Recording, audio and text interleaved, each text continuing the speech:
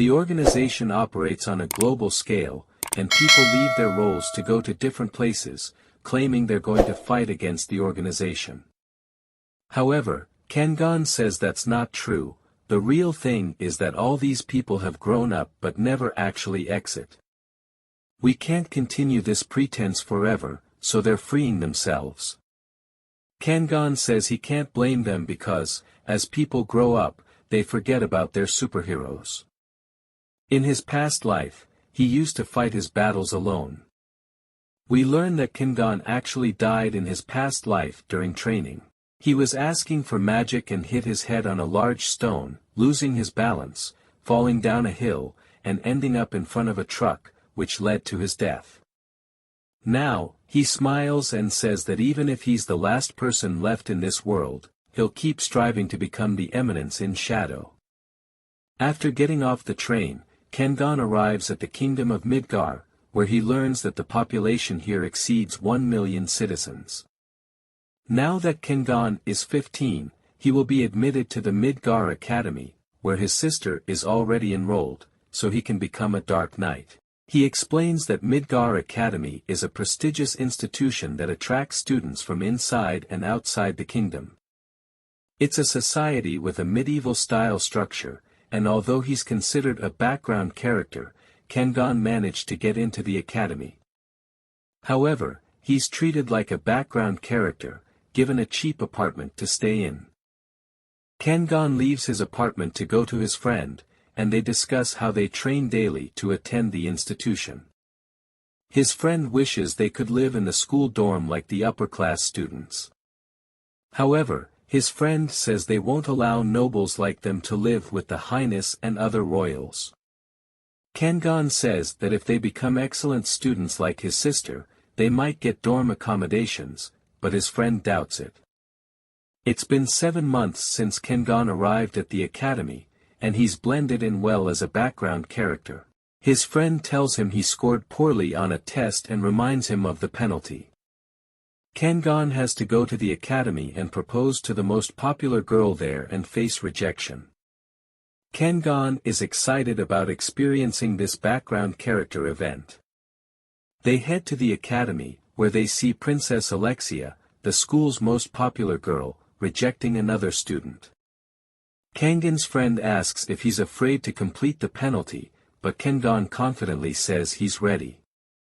In the next scene, Kengan nervously approaches Princess Alexia and asks if she'll be his girlfriend.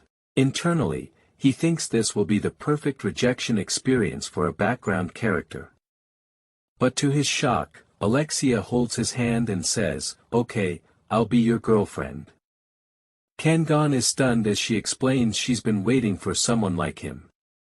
In the cafeteria, Kengan is getting food when he notices that the other students are glaring at him angrily, wondering how an average student like him is dating Princess Alexia. Kengan sits with his friends, and they discuss how busy their lives are. His friend jokes, asking what qualities Kengan has that make him worthy of dating Alexia. Kengan replies that he feels something is wrong because there's such a big difference between them. His friend says not to worry and just enjoy the lucky situation. At that moment, Alexia arrives and asks if she can sit with them. Kengan's friends get nervous but allow her to sit. She pushes Kengan aside and starts ordering food. The other students wonder why Alexia is sitting with Kengan's group. Kengan why he'll eat messily to make her leave, but instead, she laughs and says that she's thinking of joining him in the royal fencing class. Kengan tries to decline, explaining he's in the lowest section, but Alexia assures him she's arranged a place for him in her section. Kengan realizes his plan to remain a background character is failing. In the royal fencing class, Kengan observes Alexia's techniques. He realizes her attacks seem weak and slow and that she doesn't use much magic. Initially, he thought she was adjusting her skill level to his, but now he sees that's not the case. He analyzes her moves, finding her technique solid but her attacks soft.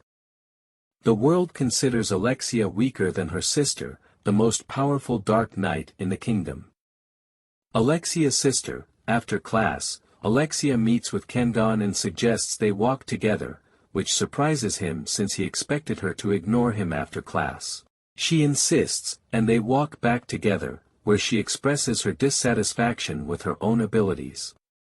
She feels overshadowed by her sister, Iris, who is hailed as the strongest Dark Knight in the kingdom. Alexia admits she's constantly compared to her sister and struggles to meet everyone's expectations. Kengan listens quietly, realizing that she might be dating him to escape the pressure and to have someone who doesn't see her as Princess Alexia, but just as a person. The days go by, and Kengan continues his role as her boyfriend. He plays along with her whims, and although they spend time together, he notices she's not interested in anything romantic. He realizes she's using him to avoid other people who pursue her for her status. He's unfazed by this because, for him, it's all part of the background character experience he wants. One day, Alexia asks Kengan if he'd miss her if she were gone.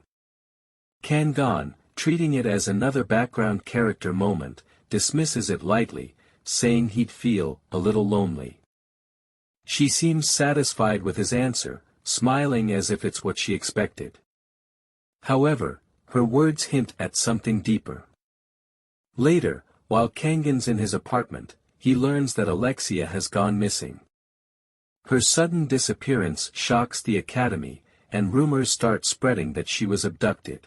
Kengan realizes that their short-lived relationship may have thrust him into the center of a major event, completely opposite to the low-profile life he wanted. People begin suspecting Kengan of involvement in Alexia's disappearance due to their recent relationship. At the end of the episode, Kengan reflects on the irony of the situation. Despite his efforts to remain in the background, fate has thrown him right into the middle of a high-profile incident involving the royal family, with authorities starting to take notice of him. And with that, episode 1 ends on a suspenseful note,